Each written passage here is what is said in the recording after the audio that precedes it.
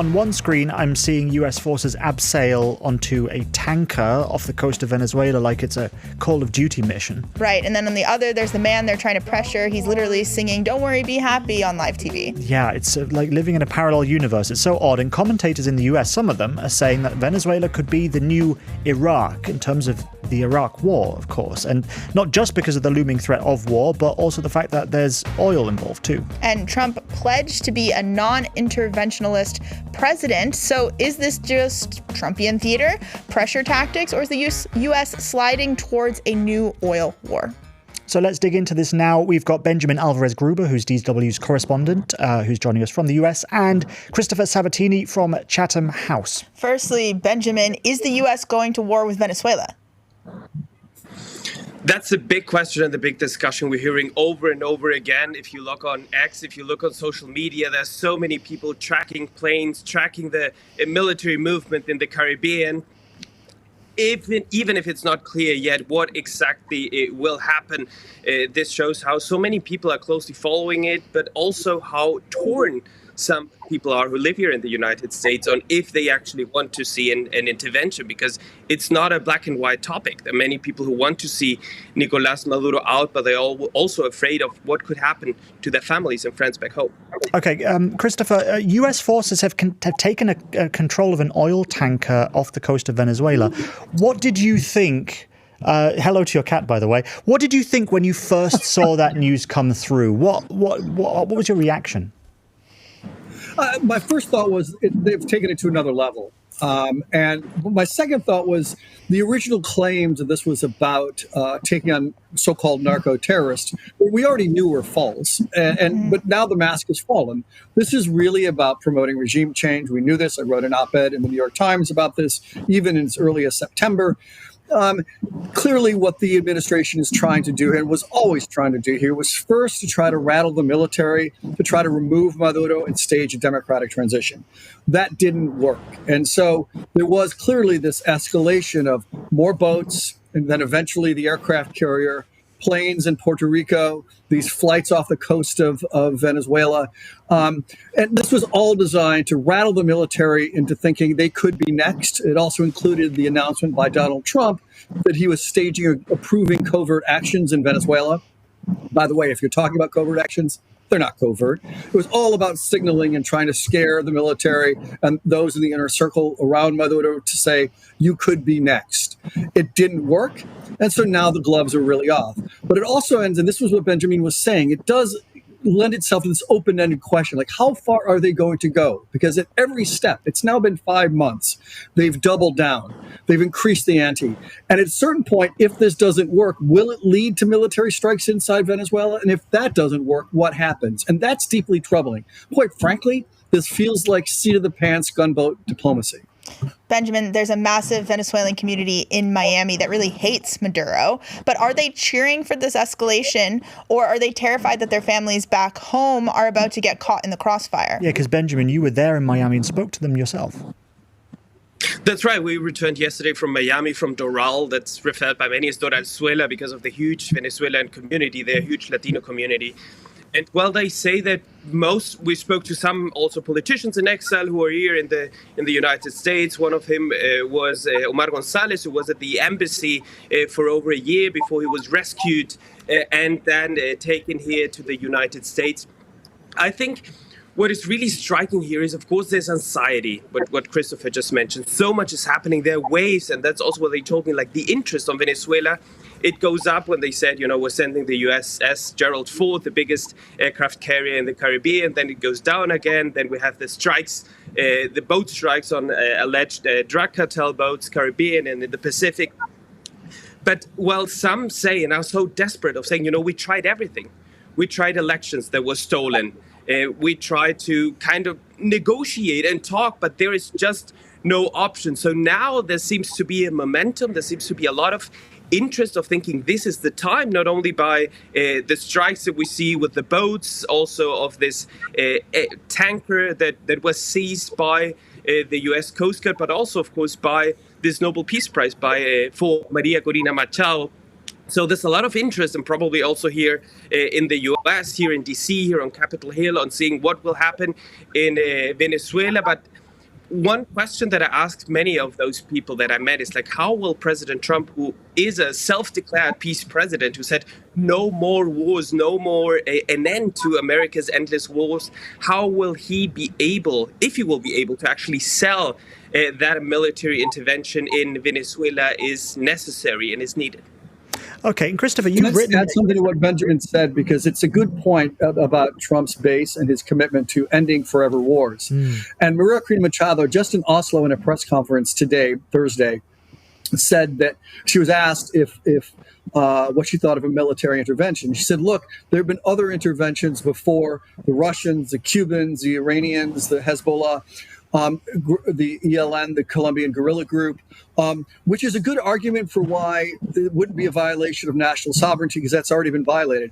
But quite frankly, it's a lousy argument to Trump's MAGA base, because if you have such a toxic brew of rogue actors within Venezuela, decapitating this government, which the Trump administration is correct in arguing it's corrupt, it is in bed with a number of very nasty regimes, is not going to lead automatically to a peaceful transition into some sort of holy land of democracy. So it may work well theoretically, but it's not going to play well with Trump's MAGA base. And you've written about Trump's new Monroe doctrine. And some people might think of, let's say, Netflix Narcos when they think of the U.S. being on the ground trying to fight against narco terrorists, as they put it.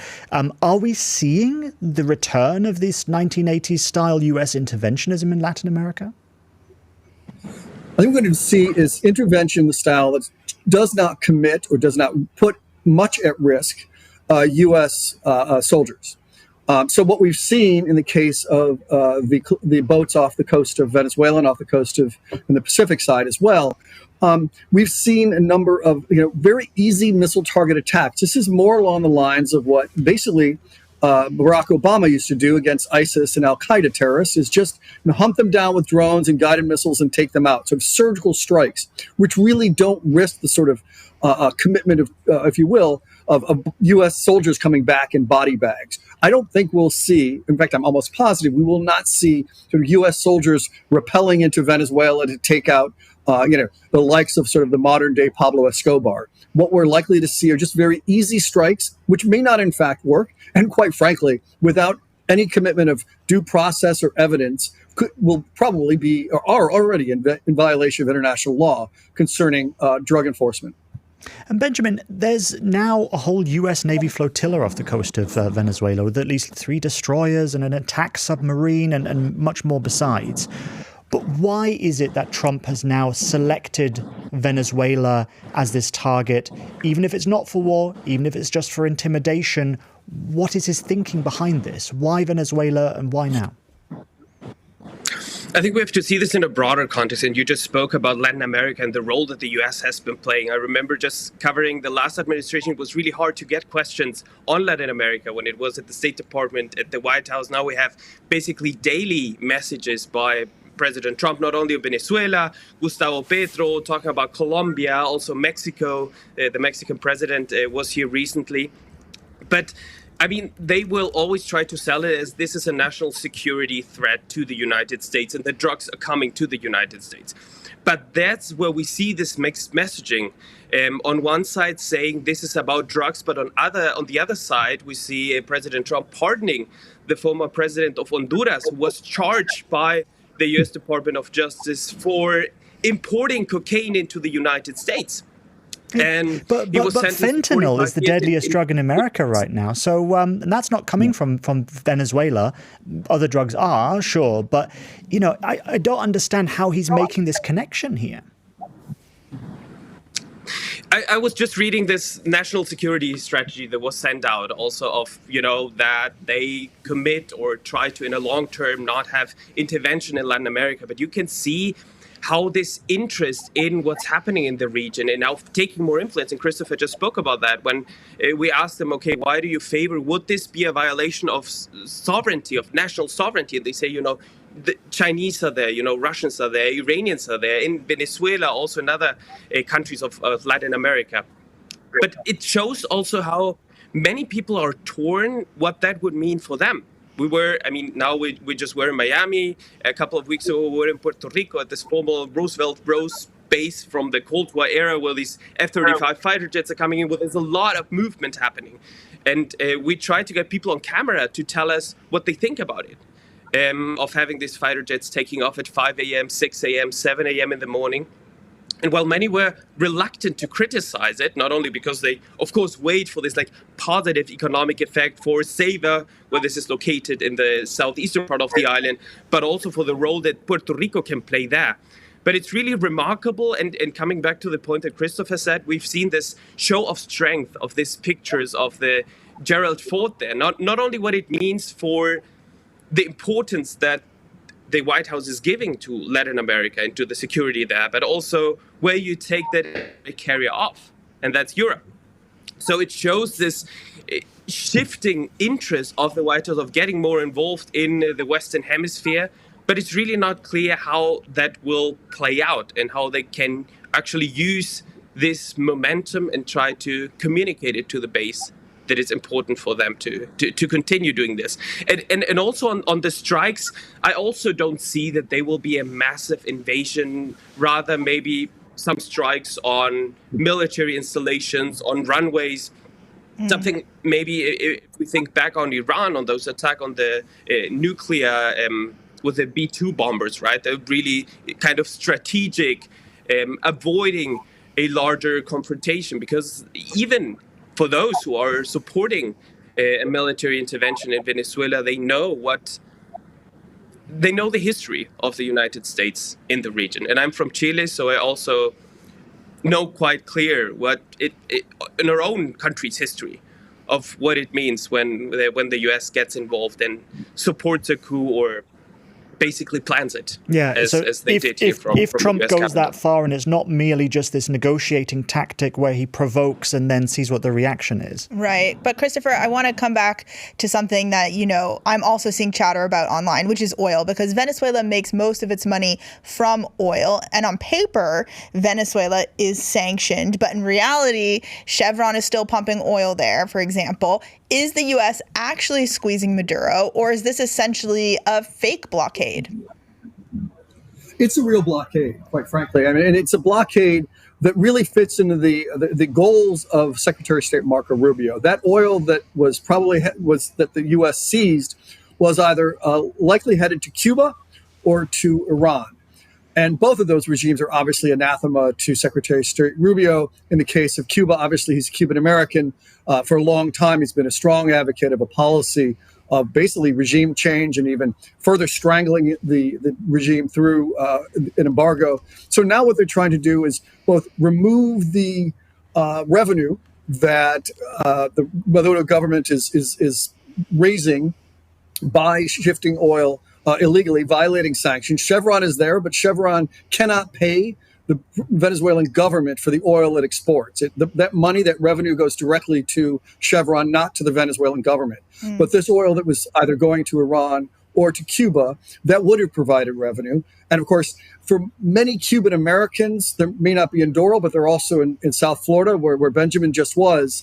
For many of them, the Chavez government, the president who was Nicolas Maduro's mentor, they believe that Hugo Chavez threw a lifeline to the Fidel Castro regime at the time by sending 100,000 barrels of oil a day. So if they believe that they can cut that off, finally, after the U.S. embargo that was imposed in 1962, they'll bring the Cuban government down to its knees. So this is also, if you will, sort of a reverse domino theory. Remember, you're probably all too young to remember this. I actually a little too young too, but I will say this.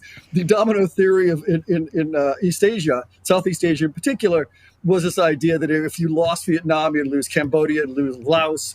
It would be just this tumbling dominoes. Now they're trying to do the reverse. Take out socialist regimes by removing one of the major benefactors of Nicaragua and Cuba. And they believe if they can do that, including by strangling their supply of oil, they can sort of suddenly make the region free of communism.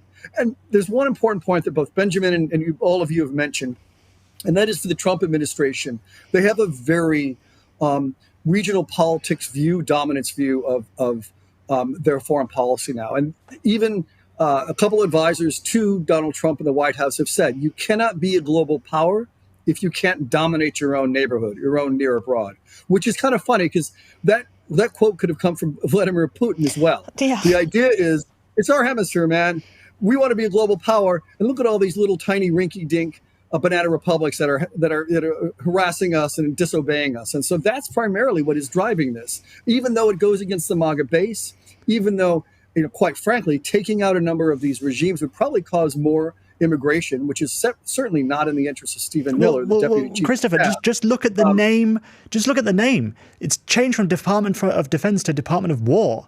I mean, if that isn't signaling something from the Trump side of things, whether it's just toughness, whether it's just rhetoric, then I don't know what it's supposed to signal if it's not that. But I want to take this back to the average American in a way via oil. So obviously Chevron is, taking oil from Venezuela, bringing it to the U.S.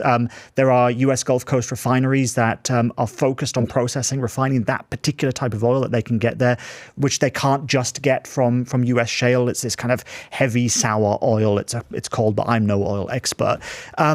And at the moment, it has a kind of precarious day-by-day license. Trump could just remove that at any point, and obviously any conflict is going to disrupt that flow. Is this something that's going to hit the average American, do you think? Is there enough oil going from Venezuela to the U.S. that this would cause issues and therefore further opposition to any sort of intervention that Trump might want to make? Quite frankly, no. Venezuela right now is only pumping about 1 million barrels of oil a day. Chevron only represents a small slice of that. And really, since 2014, the U.S. has been self-sufficient in liquefied natural gas and oil. So this really will not affect the U.S. consumer at the gas pumps or in its heating oil for the winter.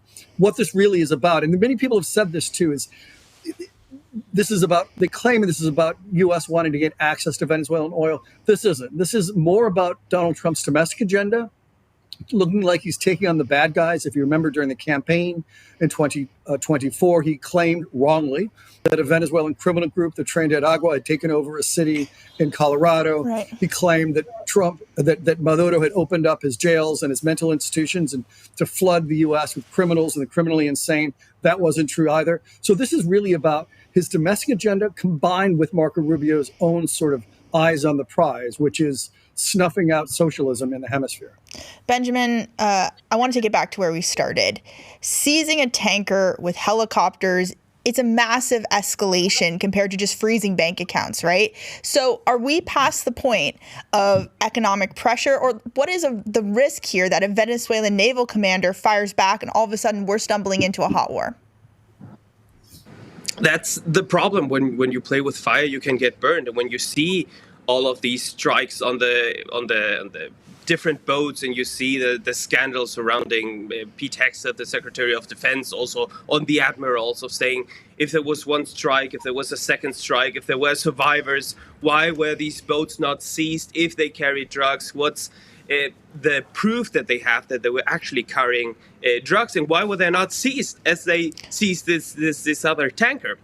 If you think that they carry drugs. So there is a lot of movement on one side, and on the other side, we also have Congress saying we need to authorize if the U.S. goes to war. This is not something up to the White House. This is not an executive decision.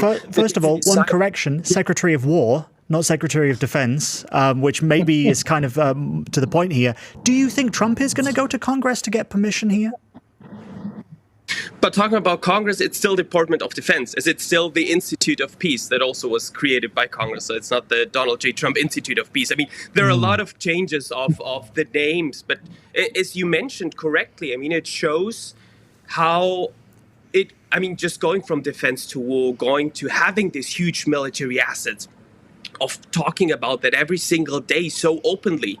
And now we're, of course, talking about Venezuela, but the interest of, as Christopher mentioned it, of interest in their own neighborhood, of getting involved, of tweeting out support for one of the candidates of the presidential election in Honduras, saying this person should win, this other person should not win. It shows that this is a broader context. It's not just interest in Venezuela. not just interest in Colombia. I mean, we know that both leaders, Gustavo Petro and Donald Trump, have another thing going on.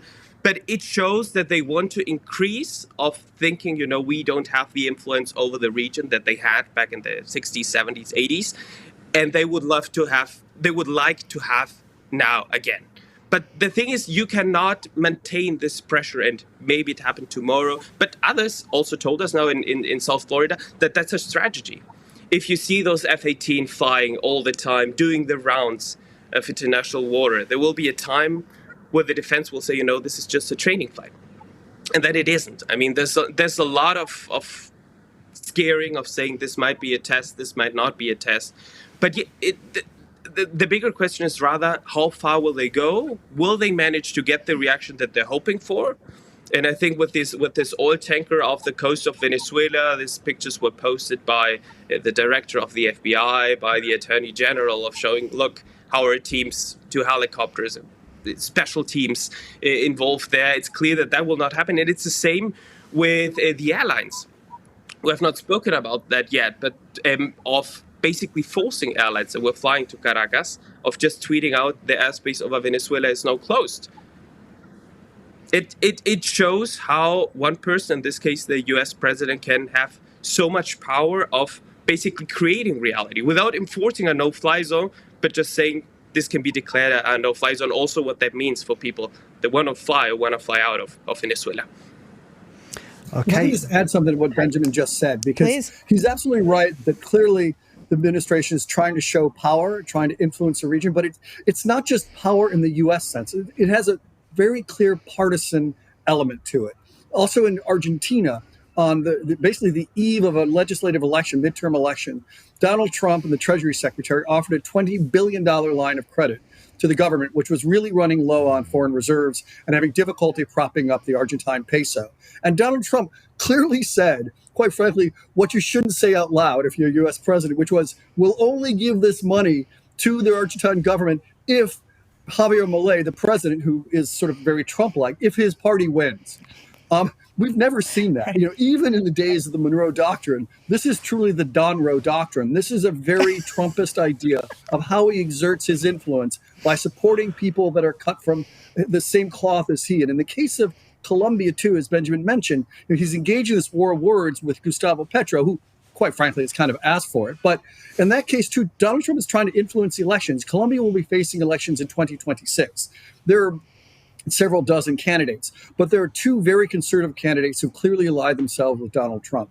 That is who he's trying to tee up to win the elections in 2026, as he wants to remake the region not just in the U.S. influence, or sphere of influence, but also in the mold of Donald Trump. That's just a sneak preview of our show, The Dip. And if you want more, then you can check the link in the description, or you can check out the QR code that is on your screen right now. Until next time, stay dippy. Bye-bye. Bye for now. See ya.